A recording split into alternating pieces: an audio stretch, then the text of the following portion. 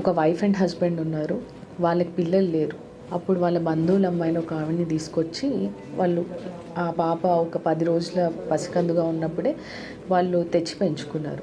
ఆ తర్వాత ఏమైంది అనంటే ఆ పాపని చదివిపించారు, పెద్దగా అయింది.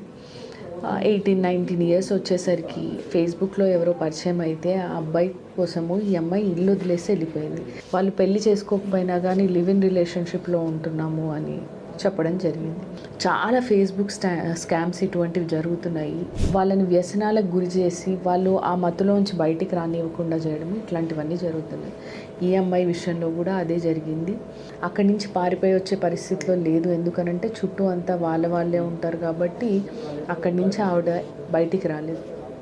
ఇలాంటి సందర్భాల్లో ఏం చేయాలి అని అంటే డెఫినెట్గా ఆ అమ్మాయిని రెస్ట్రిక్ట్ చేస్తున్నారు వాళ్ళు. ఆమెకి ఫండమెంటల్ రైట్స్కి భంగం కలిగిస్తున్నారు. ఆమెకి రైట్ టు లైఫ్ అనేది అబ్స్ట్రాక్ట్ అవుతుంది అనుకుంటే డెఫినెట్గా మనము హైకోర్టుని అప్రోచ్ అయ్యి రిట్ పిటిషన్ వేసుకోవచ్చండి.